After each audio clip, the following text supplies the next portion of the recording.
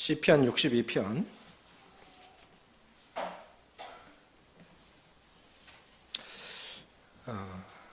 1절부터 8절입니다. 같이 읽으시겠습니다. 시작. 나의 영혼이 잠잠히 하나님만 바라며 나의 구원이 그에게서 나오는도다. 오직 그만이 나의 반석이시요 나의 구원이시요 나의 요새이시니 내가 크게 흔들리지 아니하리로다. 넘어지는 담과 흔들리는 울타리같이 사람을 죽이려고 너희가 일제히 공격하기를 언제까지 하려느냐. 그들이 그를 그의 높은 자리에서 떨어뜨리기만 꾀하고 거짓을 즐겨하니 입으로는 축복이요 속으로는 저주로다. 나의 영혼아 잠잠히 하나님만 바라라.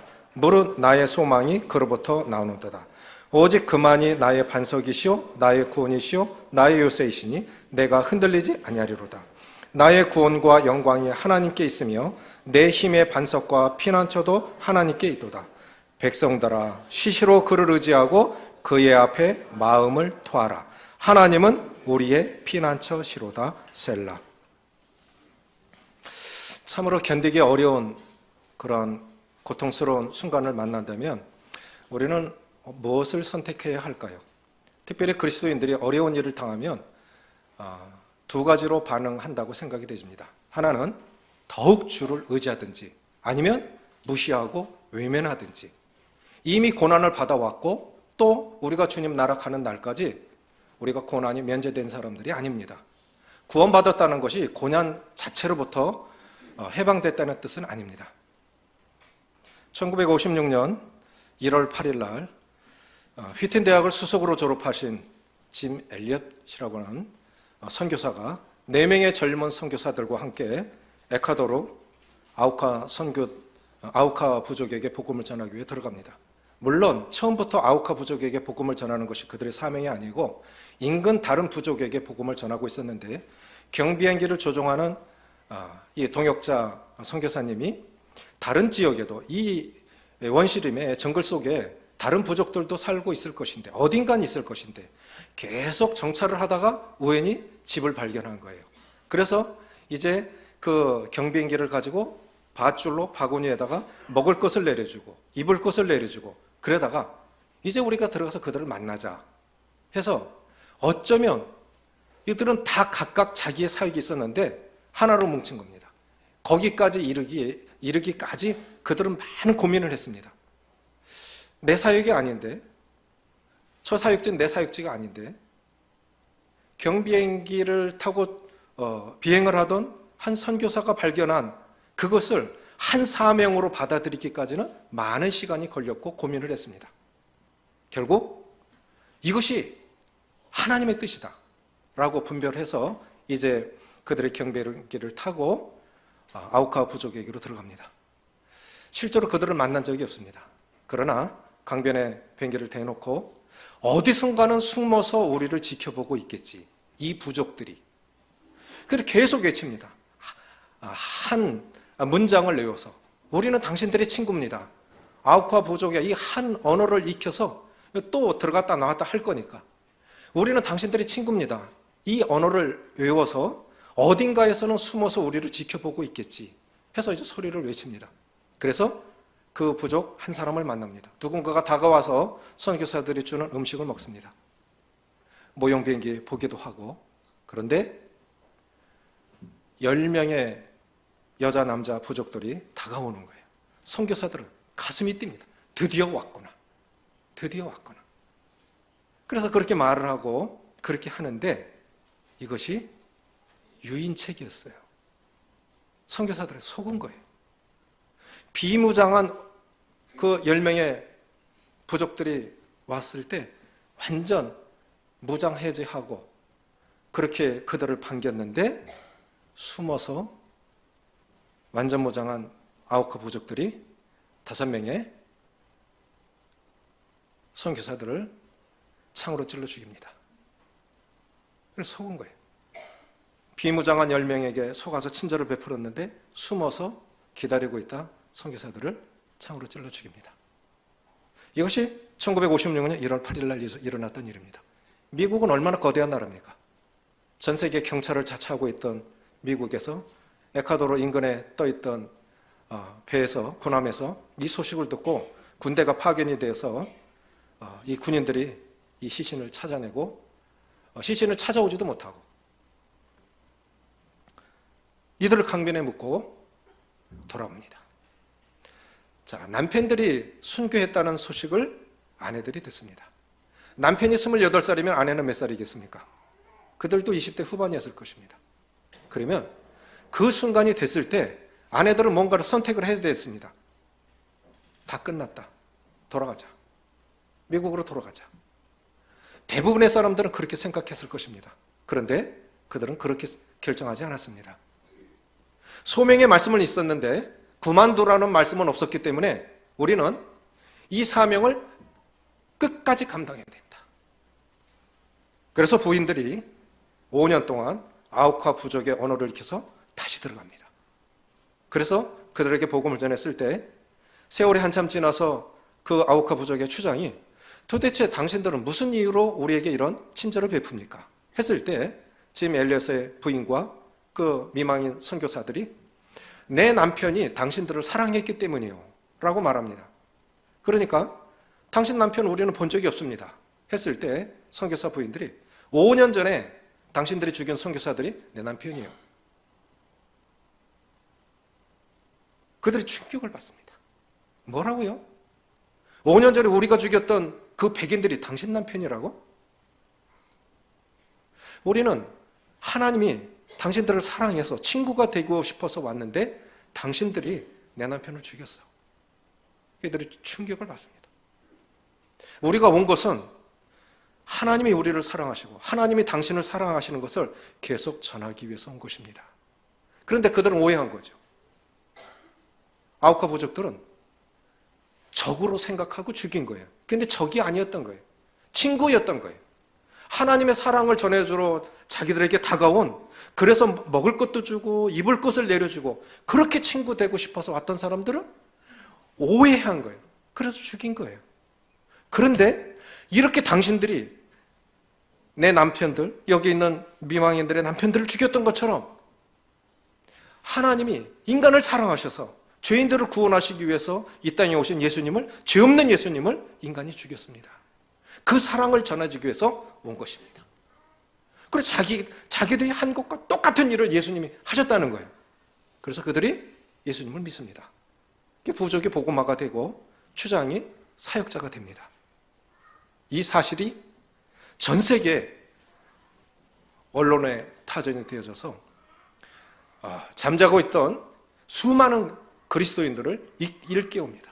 선교 100주년 기념식에서 오카노 목사님이 이 짐 엘리엇을 소개를 해서 한국 성도들도 큰 도전을 받았습니다. 브래들린 형제님이십니다.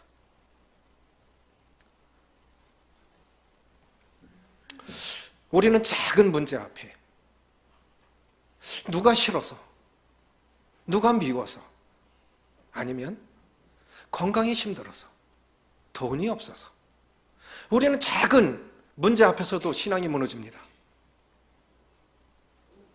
왜 우리가 흔들림 없는 믿음을 가져야 될까요? 왜 뿌리 깊은 영성이 필요한 것입니까?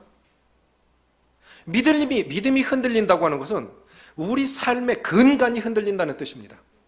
믿음이 흔들리면 평안을 잃고, 이사야 26장 3절에 주께서 심지가 견고한 자를 평강에 평강으로 인도하시려니 이는 그가 주를 신뢰함이니이다. 믿음이 견고해야, 믿음이 흔들리면 평안을 잃게 됩니다. 그러면 건강한 성장을 이룰 수가 없습니다.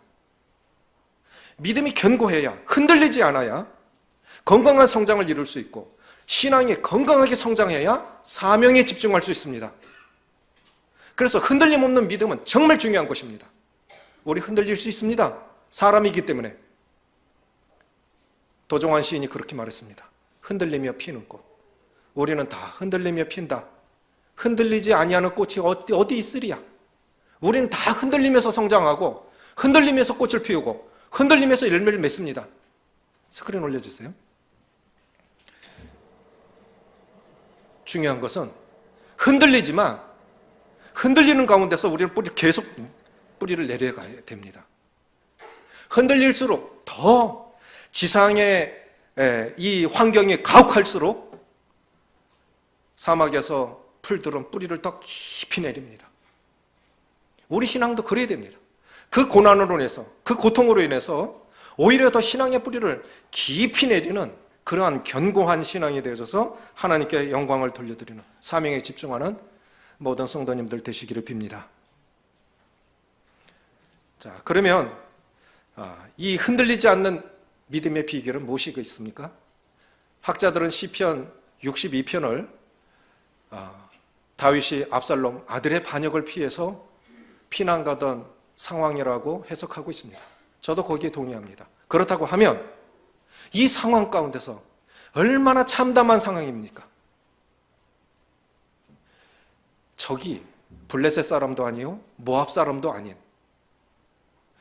전날에 생사고락을 함께했던 동역자들, 군인들, 한 상에 밥을 먹던 모사들, 아히도벨도 압살롬 편에 섰고 함께 생사고락을 함께했던 동역자들도 절반 이상이 반대편에 섰습니다. 왕을 보호하고 있는 집이 왕궁이지요. 그 왕궁을 보호하고 있는 것이 성벽입니다. 이제 왕이 왕궁에서 나와서 피난길에 신발도 신지 못하고 맨발로 울면서 눈물을 뿌리며 감남산을 넘어갑니다. 이보다 더 참담한 상황이 어디 있겠습니까? 자신을 보호해줄 이제 보호자가 아무도 없습니다. 절반 정도가 자기를 따라오지만 보호장이 없습니다. 그런 상황에서 다윗이 지금 뭐라고 노래하고 있습니까? 나의 영혼이 잠잠히 하나님만 바라며, 그런 가운데서도, 그런 참담한 상황 가운데서도 다윗의 마음이 평안하다는 거예요. 고요하다는 겁니다. 나의 영혼이 잠잠히 하나님만 바라며 나의 구원이 그에게서 나오는도다. 그만이 나의 반석이시요 나의 구원이시요 나의 요새시니 내가 크게 흔들리지 아니하리로다. 흔들리지요. 그러나 크게 흔들리지 않는다는 거예요. 때때로 하나님께서는 우리가 의지하는 것이 무엇인지를 보여주시기 위해서 담과 울타리로 생각했던 것들을 흔드실 때가 있습니다. 2절과 6절 사이에, 자, 2절, 6절 같이 읽습니다. 시작. 오직 그만이 나의 반석이시오 나의 구원이시오 나의 요새시니 내가 크게 흔들리지 아니하리로다. 6절. 오직 그만이 나의 반석이시오 나의 구원이시오 나의 요새시니 내가 흔들리지 아니하리로다. 자, 2절과 6절의 차이는 무엇입니까?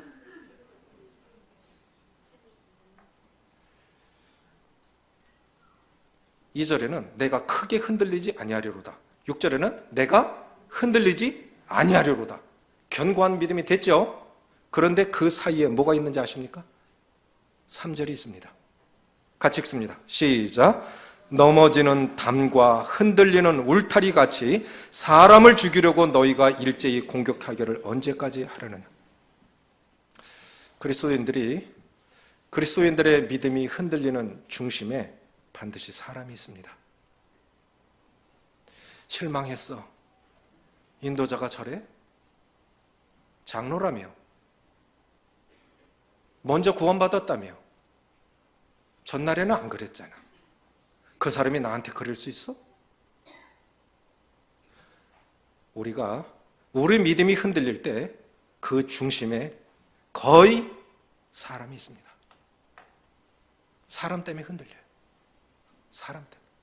환경적인 요인이 있을 수 있습니다. 건강이 무너질 수 있습니다. 재물이 달아날 수 있습니다. 관계가 뒤틀릴 수 있습니다. 중요한 것은 흔들리지 않는 믿음. 첫 번째 비결, 하나님이 누구신지를 아는 것입니다. 내 하나님이 누구신지를 아는 것입니다. 내 하나님이. 짐 엘리엇이 흔들리지 않고 순교할 때까지 늘 지금 북카페에 비치되어 있습니다. 영광의 문, 전능자의 그늘 아래는 아직 안 나온 것 같은데, 이 짐 엘리엇의 일기와 그의 가족들과 함께 살았던 아내와 가족들, 많은 사람들이 그 대학 시절의 또 생활, 이 모든 것을 바탕으로 쓴 것이 영광의 문이라는 책이고 전능자의 그늘 아래라는 책인데, 그 두 책이 세월이 그렇게 60년이 지났는데도 여전히 읽는 사람들을 흔들어 깨워서 하나님 앞에 헌신하게 합니다. 그것이 무엇이겠습니까? 왜 흔들리지 않는 그 지미 엘리엇이 순교할 수 있었던 그 비결은 무엇이냐? 디모데후서 1장 12절입니다. 나의 의뢰한 자를 그거 알고 나의 의탁한 것을 그날까지 이루실 줄을 확신함이라.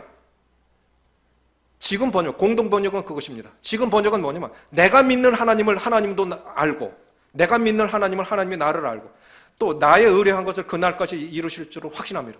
그러니까 나도 하나님을 알고 하나님도 나를 안다. 나의 의뢰한 자를 그거 알고 나의 의뢰한 것을 그날까지 주님 나라에 이르기까지 이루실 줄을 확신하노라. 내가 믿는 하나님은 어떤 하나님인지 내가 확실히 안다는 거예요. 그러나 이후에 하나님께서 나에게 어떻게 하실 줄은 모른다. 그건 하나님의 고유한 주권이니까. 순교할지 아니면 어떻게 될지 그건 고유한 하나님의 주권이니까 그건 모르겠지만 적어도 내가 믿은 내 하나님은 내가 안다는 거예요. 따라해 보십시오. 나의 의뢰한 자를 내가 알고 나의 의뢰한 것을 그날까지 이루실 줄을 확신함이라.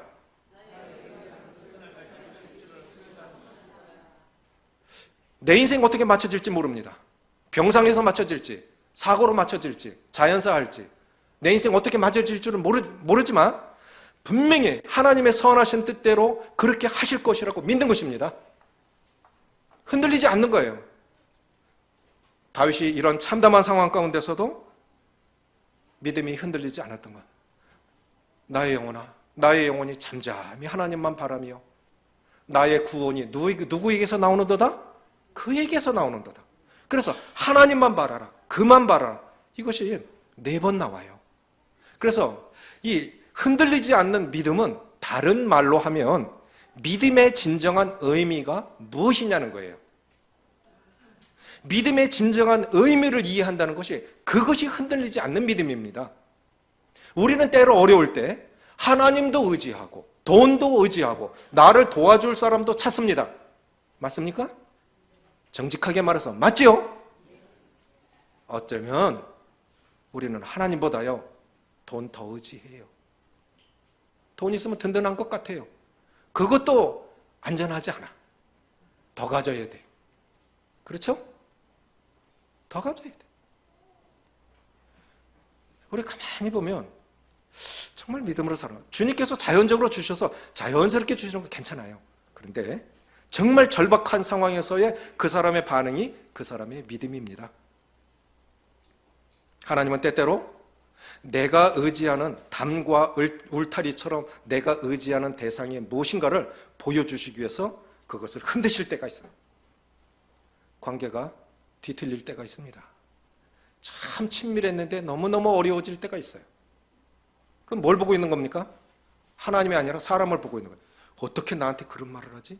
네가 어떻게 나에게? 그런데요, 사람이 가장 가까운 사람에게 상처 많이 받습니다. 그리고 가까운 사람들에게 받는 상처는 오래 갑니다. 때로는 믿음을 포기할 만큼 믿음을 떠나게 하는 경우도 많아요. 안티 기독교인들이 일어나는 일들, 교회를 떠나는 일들, 그 중심 속에 보면 사람이 있어요. 사람에게 실망한 거예요. 그런 요인을 제공한 사람도 하나님 앞에 회개하고 기도해야 되겠지만 그렇게 떠나가는 사람은 아직 믿음이 약하다는 거예요. 그러면 우리는 믿음을 떠날 이유는 수없이 많습니다. 그런 믿음, 견고한 믿음이 아니에요. 뿌리 깊은 영성이 아닙니다. 심지가 견고한 자를 평강의 평강으로 인도하십니다. 하나님이 누구신지를 아는 것. 그래서 이 하나님에 대한 이해와 하나님에 대한 순종의 여부가 능력의 여부를 결정한다고 믿습니다. 따라해 보십시오. 하나님에 대한 이해와 하나님께 대한 경험과, 그래서 하나님에 대한 이해와 하나님에 대한 경험의 여부가 능력의 여부를 결정합니다. 그 사람이 능력 있는 삶을 살았다. 그 사람은 어려움 없었을까요? 계속 그 사람을 통해 열매가 맺어져요. 참 감사해요. 구원받는 사람들, 지금 침례 예정자들 보면 학생도 있고 청년도 있고 기성도 있습니다. 그 사람들을 통해서 그 사람은 왜 어려움이 없을까요? 그 사람 늘 건강합니까? 돈이 있는 분들이 아니에요. 그런 열매가 계속 맺어져요. 맺어지는 열매 속에서 계속 맺어져요. 근데 난 왜 안 그럴까요? 나는 지금 무엇을 담과 울타리로 삼고 있는 것입니까? 잊지 마십시오. 오직 그만이 나의 반석이시오, 나의 구원이시오, 나의 요새시니 내가 흔들리지 아니하리로다. 다윗이 흔들렸던 이유는 이놈이 내가 얼마나 사랑했는데 저놈의 자식이 배은망덕한 놈, 어떻게 나한테 그럴 수 있어? 그거 생각하면 잠이 오겠습니까? 네? 내가 어떻게 너희들에게 지금까지 했는데 한상에서 밥을 먹고 너희들이 나한테 그럴 수 있어? 절반이 반대편에 섰어요. 아이도벨, 다윗의 오른팔 아닙니까? 자식 편에 섰어요. 이런 가운데서도 내가 흔들리지 아니하리로다. 무엇 때문에? 구원의 소망을 하나님께 두면 아무것도 안 무서워요. 두렵지 않아요. 걱정 안 돼요. 제가 주님 앞에 살았을 사역을 시작했을 때 겁나는 게 없었어요. 비는 게 없는 게 아니라요, 아무것도 걱정 안 됐어요. 두렵지 않았어요. 무서운 게 없었어요. 아유, 죽으면 죽을 수 있는 거지. 내가 여기 땅을 내가 여기다 나를 묻어러 난 여기 묻히려고 온 건데. 믿음의 진정한 의미는 하나님만 구원의 소망으로 삼는 것입니다. 아멘이십니까? 아멘. 그럼 뭐가 두렵겠어요? 아무것도 두렵지 않은 거예요. 걱정 안 되는 거예요. 문제가 안 되는 겁니다. 믿음이 흔들리고 있다는 것은 구원의 소망을 다른 데 두고 있기 때문에 그런 거예요. 그런데 내가 구원의 소망을 다른 데 두고 있는 그것이, 그런 울타리, 그런 담이 무너졌을 때 충격을 받고 상처를 받으니까 흔들리는 겁니다. 다시 하나님께 우리의 시선을 고정하시기 바랍니다. 두 번째는 뭐냐면 하나님의 뜻에 온전히 순종하는 것입니다. 자, 보십시오. 운전자들은 교통법규를 다 지켜야 한다는 것을 다 압니다.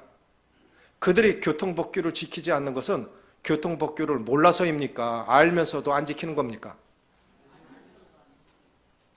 새벽기도 하면 저는 4시 반에 일어납니다. 40일 하다 30일 하다 조금씩 이렇게 줄여져 가고 있는데, 평상시도 저는 5시에는 일어나요. 그런데 새벽기도 하기 위해서 이제 오면 아파트 사이 골목이 아니에요. 2차선입니다. 차 한 대도 없어요. 그냥 처음에는 그냥 지나다녔어요. 야, 내가 말씀을 가리키는 사람이 이러면서 성도들한테 세상법을 지키라고, 말씀을 순종하라고 할 자격이 있나? 양심이 말씀하시는 거예요. 그래서 항상 지킵니다. 차 한 대도 없어요. 보든 안 보든 교통법규 지킵니다. 이 한 가지도 안 지키면서 말씀을 순종한다고요? 뭐 하나 떨어뜨려 놓고, 일본에는 거리가 왜 깨끗하죠? 다 자기 집으로 가져가요. 우리는 어떻습니까? 쓰레기 하나 버리는 것도, 교회에서 만약에 우리가 이 쓰레기는 누군가가 이거를 분리하고 누군가가 치운다고 생각하면, 그게 내 부모일 거라고 생각하면 그렇게 쓰레기 버릴 수 있어요? 쓰레기 왜 이렇게 많이 나오는 겁니까? 작은 것 하나부터 생각해 보시기 바라요. 이거 청소 안 하면 누군가 하겠죠. 누군가는 해요. 그러니까 교회가 깨끗한 거예요. 누군가는 하니까 아름다운 거예요. 누군가는 그 일을 하니까 열매가 맺어지는 겁니다. 저는 이렇게 분별합니다. 하나님을 아는 것과 하나님의 말씀에 순종하는 것은 별개의 문제라고 생각합니다. 우리가 아는 것과 행하는 것은 별개의 문제입니다. 우리 주님을 십자가에 못 박아 죽인 사람들이 누굽니까? 예수님 사형 판결 내는 사람이 누굽니까? 제사장들과 바리새인들이에요. 그들은요, 안식일마다 성경을 외워서 가르쳤고 말했던 사람들입니다. 동방 박사들이 왔을 때 예수님 메시아가 어디서 나겠습니까? 미가서 5장 2절에 베들레헴에서 나겠다 했습니다. 정확히 알고 있었어요. 그래서 말씀을 아는 것과 행하는 것은 별개의 문제입니다. 어쩌면 많이 아는 것이 더 큰 책임이 있는 거 아니겠습니까? 우리가 먼저 구원받았다고 하는 것이, 이것이 특권일 수도 있지만 자랑일 수도 있지만 책임이라고 믿습니다. 그래, 먼저 구원받았다는 거 성경을 많이 한다는 것, 이건 책임인데 잘못 사니까 그냥 판단하고 정죄하는 것으로 생각을 해요. 사람 상처 많이 받지요. 자기는 그게 옳다는 거예요. 그렇지 않아요. 절대 진리가 아니란 이렇게 해석할 수도 있고 저렇게 해석할 수도 있고 이렇게 적용할 수도 있고 저렇게 적용할 수도 있는 겁니다. 그래도 어쩌면 우리가요, 뭔가를 알면 알수록 느끼는 건 뭐냐면, 아, 모르는 게 더 많다. 진짜 아는 사람들은요, 아, 모르는 게 더 많아. 이거 아닐 수 있잖아? 지난번에도 그랬잖아. 아닐 수 있잖아. 이렇게 생각하는데, 단정 짓는 것 조심하십시오. 단정 짓는 것. 아는 것과 행하는 것은 별개의 문제라고 이렇게 생각이 되어지고, 자, 다윗이 성에서 나올 때 언약궤를 가지고 나왔습니다. 언약궤는 하나님의 임재의 상징입니다. 그러면 언약궤는 우리 편에 있다 라고 생각했겠죠. 그런데 다시 제자리로 모셔다 놔. 왜? 내가 죽을 목숨이라면 언약궤 갖고 나와도 죽을 거고, 살 목숨이라면 언약궤 없어도 살아.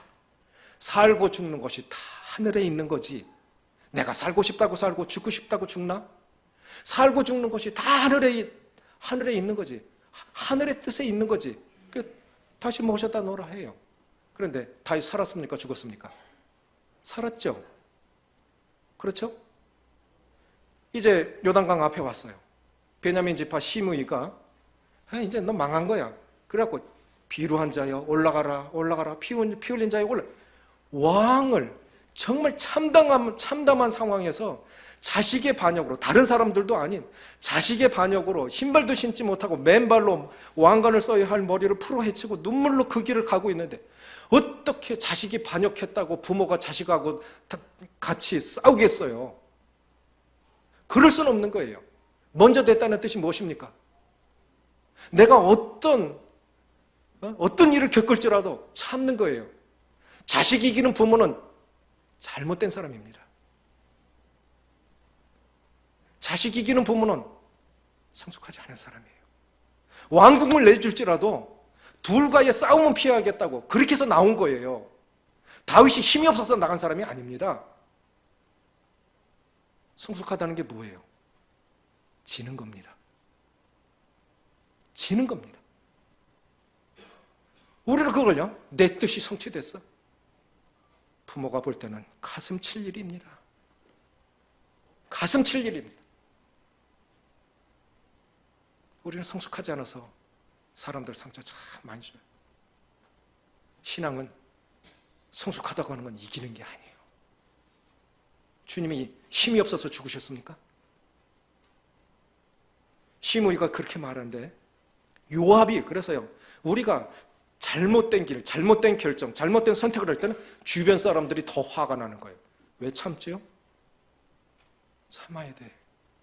싸우면 안 돼. 집안 망해. 그 하나님께 영광이 안 돼. 성도들 상처받아. 시므이가 왕을 조롱하고 모욕하니까 요압이 화가 나갖고, 제가 목 자르고 올게요. 나도. 하나님이 그렇게 하라고 하신 거야. 하나님이 그렇게 하라고 하신 거야. 그 후에 하나님이 솔로몬을 통해서 징계하시죠. 원수 갚을 일이 하나님께 있어요. 우리가 하는 거 아니에요. 자, 우리가 믿음이 흔들리는 두 번째 이유는 하나님의 뜻과 내 뜻이 대립하면 믿음이 흔들립니다. 하나님의 뜻과 내 뜻이 대립하고 충돌하면 흔들리기 시작합니다. 그게 뭐냐? 갈등이 일어나요. 혼란이 일어나요. 분이 일어나요. 하나님 뜻 안에서 행하는 거 아니에요. 평안해야 돼요. 맞았는데 편안해. 상처받았는데 평안해. 이기는 게 아니에요. 요나서 1장쯤에 보면 여호와의 말씀이 요나에게 임하니라. 여호와의 말씀이 아미떼 아들 요나에게 임하니라. 너는 일어나 저 큰 성읍 니느웨로 가서 그것을 쳐서 외치라. 40일 후면 이 성이 멸망하리라고 외치라. 그런데 요나가 여호와의 말씀이 싫어서 다시스로 갑니다. 다시스는 스페인입니다. 당시 지도의 끝입니다. 하나님은 요나를 해 뜨는 동쪽으로 부르셨는데 요나는 해 지는 서쪽으로 간 거예요. 왜 그런 거죠? 요나의 뜻은 니느웨 백성은 망해야 돼요. 지진이 한 번씩 일어나서 일본이 흔들리면 가끔 기분이 좋아요, 아파요? 솔직히 말해보세요. 좀 괜찮아요, 마음이 쓰래요. 에이, 한 번 더 일어나지. 이번에는 9. 그럼 망하는 거 아니겠어요? 4 지진 정도가 4만 일어나도 큰일 납니다. 아파트 7 이상으로 지은 아파트가 별로 없어요. 하나님 일본 사람들 사랑하시죠. 우리는 피해 입은 사람들이니까 원한이 있어요. 요나에게도 감정이 있었어요. 아수르 사람들이 부왕군 이스라엘을 망하게 하고 자기 백성을 잡아서 아수르를 끌고 가고 아수르 백성들은 사마리아에 심어놔서 피가 섞였어요. 그래서 사마리아를 빙 둘러다녔다고 주님 말씀하셨죠? 그 나라 사마리아를 직통하셨습니다. 아수르 사람들이 얼마나 잔인한지요. 사람을 산채로 가죽을 벗겨서 죽였대요. 사람을 뾰족한 나무에 꼽아갖고 그렇게 죽였대요. 용서가 안 되는 거예요. 비록 하나님의 백성이 범죄했다 한들 어떻게 저렇게 잔인할 수가 있을까?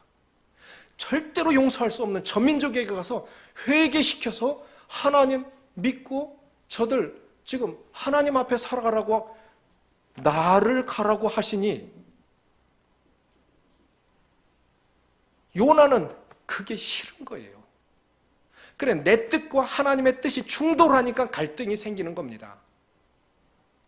내 뜻과 하나님의 뜻이 충돌하니까 갈등이 생기는 거예요. 성령께서는 네가 져. 그런데 내가 왜 줘야 되는데요? 저 인간?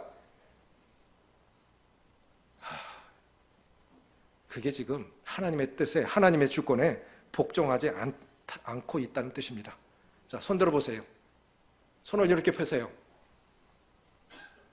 따라해보세요. 문제는 요, 나다. 누구라고요? 근데 지 꼬라지를 못 보니까 요렇게만 해요. 누구 꼬라지 봐야 되죠? 내 꼬라지 봐야 돼요. 그러면 할 말 없어요. 문제는 요, 나예요. 요, 나. 내가 문제예요. 내가 복종하지 않으니까 문제가 되는 거예요. 왜 교회 부흥이 안 되는 것을 사람에게 찾고 인도자에게 찾고 그렇게 합니까? 내가 기도하지 않았기 때문이에요. 내가 순종하지 않았기 때문이에요. 하나님께서 오병이의 기적을 일으키실 때 누구의 도시락을 쓰셨습니까? 소년 도시락 하나 쓰셨어요. 누군가가 하나님 앞에 드려지면 하나님은 그 하나를 통해서도 엄청난 역사를 이루실 줄 믿습니다. 베드로가 주님으로부터 사탄 소리를 들었어요. 사람들이 나를 누구라 하느냐? 어떤 사람은 엘리야, 어떤 사람은 예레미야, 어떤 사람은 선지자 중에 하나를 하더이다. 그럼 너희는 나를 누구라고 생각하는데? 베드로가 주는 그리스도시요 살아계신 하나님의 아들이니이다. 사람이 할 수 있는 최고의 답을 한 거예요. 주는 그리스도시요 살아계신 하나님의 아들이다. 바요나 시몬아, 내가 보기도다. 이를 내게 알게 하니는 혈육이 아니요 하나님이시니라. 그러면 계속 그렇게 살아갔어야 됐잖아요. 그런데 주님이 이제 자신이 죽으신다고 그러니까 그리 마소서. 우리는 이제 제 생각은 그게 아닌데요. 계속 메시아가 돼서 이스라엘 로마로부터 해방시켜서 우리가 한 자리 해야 되는데요. 이런 뜻으로 받아들이죠. 그리 마소서를 그렇게 받아들이죠. 원어의 뜻은 유치원 선생님이 유치원 아이들에게 그럼 안 돼! 이렇게 했다는 거예요. 베드로가 주님을 책망했다는 겁니다. 그러시면 안 됩니다. 이 뜻이라는 거예요. 주님이 사탄아 물러가라. 이게 뭐예요? 내 뜻대로. 주님 내 뜻대로 하셔야 됩니다. 주님은 하나님의 뜻을 행하러 이 땅에 오셨는데 베드로는 자기 뜻대로 주님이 해주시기를 바라는 거예요. 그렇게 안 되니까 책망하는 거예요. 왜 우리가 실수합니까? 왜 우리가 부끄럽습니까? 하나님의 뜻대로 행하지 않으니까 그런 거예요. 시편, 여기다 손을 올리시고 시편 128편 보시겠습니다.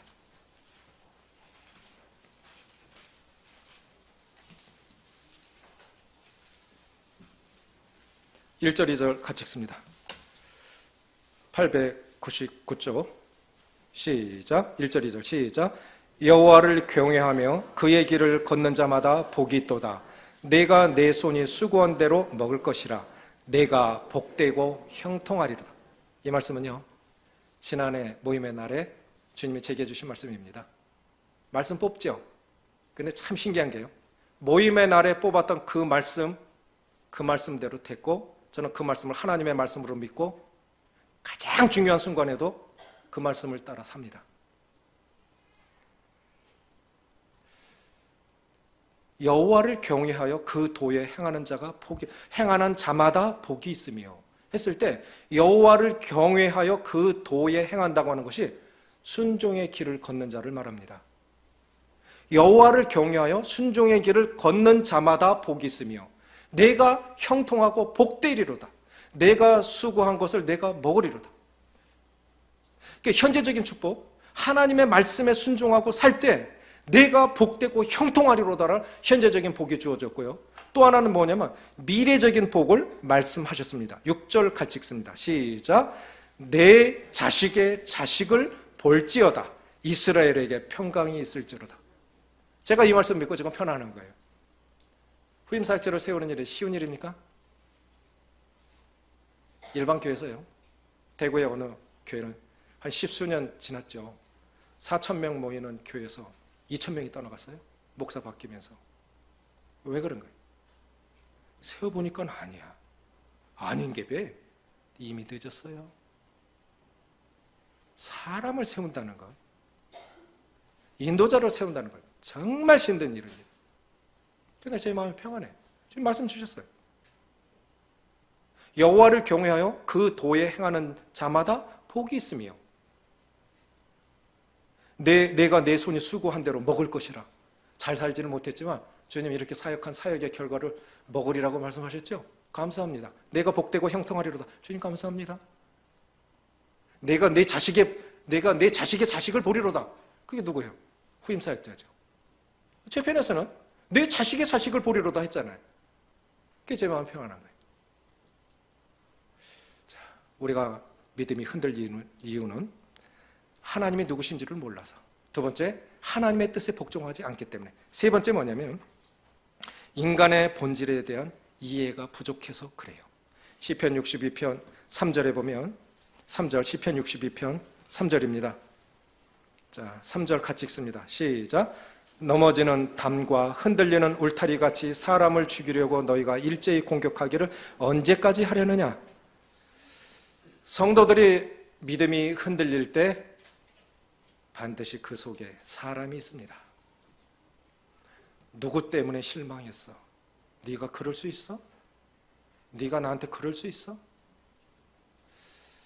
그런데 가장 가까운 사람들에게 상처 많이 받습니다. 왜 그럴까요?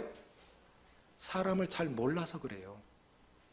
그 사람을 알 만큼 몰라서 그래요. 어느 분이 이렇게 말씀하셨어요. 잘 몰라서 싫어하는 거예요. 그 사람 잘 몰라서 그래요. 잘 몰라서 싫어하고 어설프게 알아서 잔소리하고, 그 사람은 지금 그런 게 아닌데 엉뚱하게 잔소리하고 있어. 이게 너는, 그런 사람은 어떻게 생각할까요? 이거 찌꼬라지네. 잘 몰라서 싫어하고 어설프게 알아서 잔소리하고 거꾸로 알아서 욕한다. 저는 이것이 마음에 꼭 있어요. 따라해 보실까요? 잘 몰라서 싫어하고 어설프게 알아서 잔소리하고 거꾸로 알아서 욕한다. 그러면 욕할 사람 없지요. 그 형편 속에 들어가 보세요. 그 사람이 잘한 게 아니라 이스라엘 성지순례들 다녀오셨습니다. 가보니까 어떻던가요? 우리는 버스 타고 지나갔지만 그 길을 이스라엘 백성들이 지열까지 합하면 70도까지 올라갑니다. 70도, 80도까지 올라가는 그 길을 그들이 걸었다고 생각해 보십시오.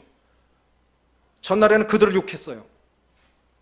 이스라엘 백성들, 하나님의 임재가 있고 구름 기둥이 있고 불 기둥이 있고 10가지 재앙을 받고 홍해 바다를 갈라놓으셨고 만나를 내려주시는데 맨날 원망하고 불평해. 저 인간들 맨날 욕했는데 가보니까 아이고 나는 그만큼도 못할 것 같은데?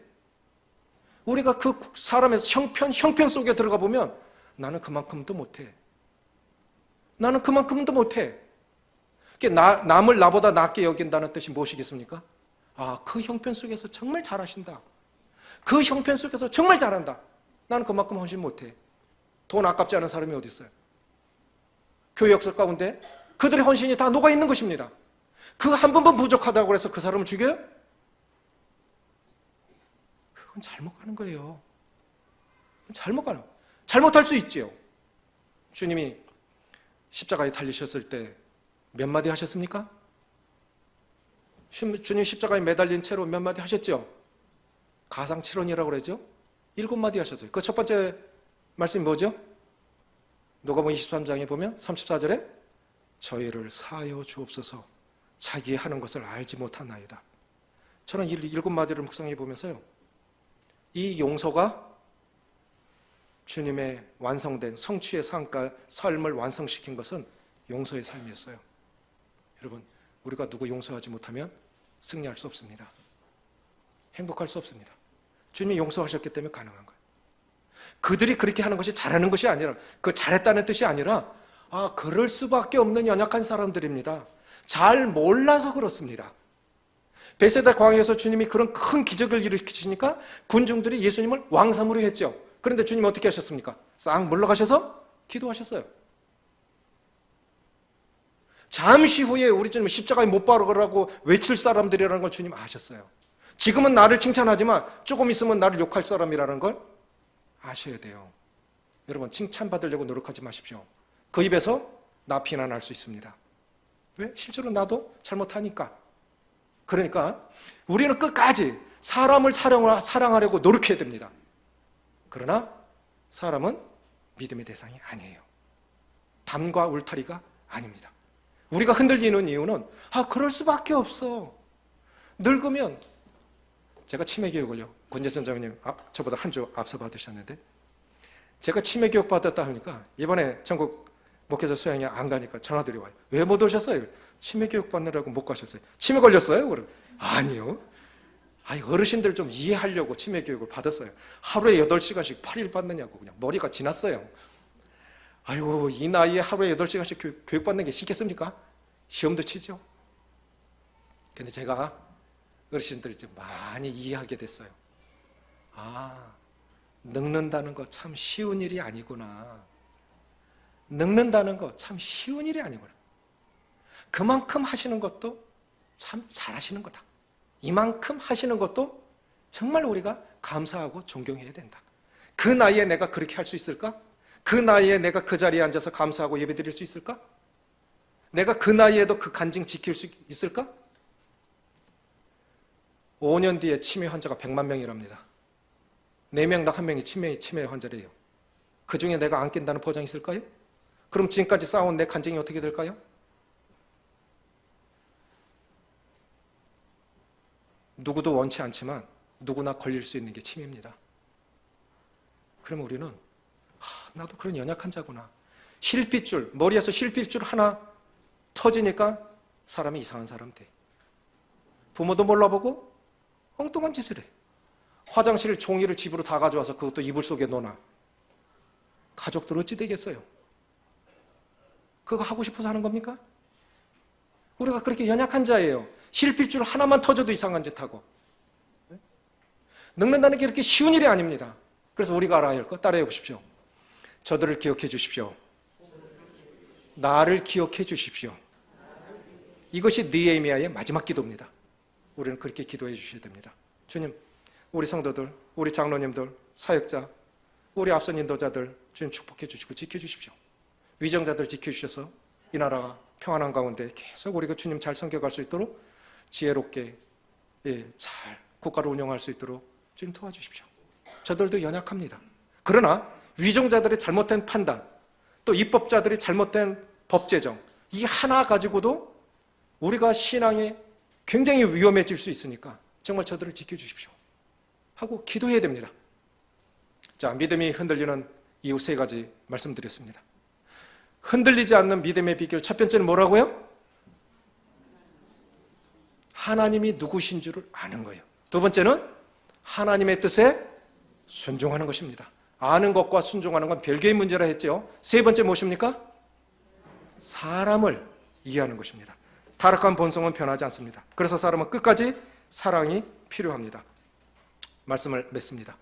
고린도전서 15장 58절에 보니까 사도 바울이 선교 여행 가운데 가장 공들인 사역지가 있습니다. 어디입니까? 가장 시간을 많이 들여서 공들였던 선교지가 어디죠? 에베소 교회입니다. 그런데 사도 바울 에베소 6장 마지막 절에 뭐라 하냐면 변함없이 하나님을 사랑하는 자들에게 은혜가 있을지어다. 이것이 흔들리지 않는다는 믿음이에요. 변함없이 하나님을 사랑하는 자들에게 은혜가 있을지어다 라고 축복했어요. 두 번째, 그 다음 많이 공들인 교회가 어디죠? 고린도 교회입니다. 2년입니다. 에베소에서 3년, 고린도에서 2년, 1년 6개월. 그런데 고린도 성도들을 향해서 고린도전서 15장 58절에 이렇게 말씀, 견실하며 흔들리지 말며 더욱 주의 일에 힘쓰는 자들이 되라. 이는 너희 수고가 주 안에서 헛되지 않은 줄을 알미라. 여러분, 우리는 헛되지 않은 삶을 사는 사람들입니다. 아멘이십니까? 우리는 소망이 있어요. 우리는 소망이 있는 사람들이고 인생 다 살고 나서 불교 사람들처럼 무라, 없을무, 아무것도 없다. 그런 허무한 삶이 아니라 우리는 소망이 있는 사람들이에요. 그래서 흔들리지 않고 뿌리 깊은 영성 속에서 성장을 이루어서 세상에 거룩한 영향을 미치고 하나님의 영광이 되는, 하나님의 찬송이 되는 그런 은혜의 삶들이 되시기를 빕니다. 기도하시겠습니다. 아버지 하나님, 때때로 우리 흔들릴 수 있습니다. 저희는 연약합니다. 저희는 주님께서 말씀하신 사람 이상도 아니고 사람 이하도 아니고 아침마다 주의 성실이 새로워서 우리가 진멸되지 않은 것은 하나님께서 우리를 긍휼히 여기시고 때때로 우리 붙잡아 주시고 우리가 이해할 수 없는 순간에도 주님 우리를 도우셔서 여기까지 오게 하신 것 참 감사드립니다. 내 힘으로 살아온 거 아닙니다. 우리는 다 연약한 자이고 그래서 서로 불쌍히 여기고 서로의 연약을 인정하고 하나님 우리에게 갖고 계신 이 소원이 이루어지도록 하나님에 대한 이해와 하나님을 경험하는 여부가 능력의 여부를 결정짓게 싸우니 우리가 여호와를 알자, 힘써 여호와를 알자고 했던 호세아 선지자의 고백처럼 우리가 깊이 있게 진정으로 하나님의 하나님 되심을 이해하고 경험하면서 또 순종하면서 하나님의 사랑하신 사람들을 사랑하면서 하나님의 뜻을 이루어드리는 귀한 하나님의 사람들이 될 수 있도록 모두를 축복하시기를 원하며 우리 주 예수님의 이름으로 감사하며 기도합나이다. 아멘.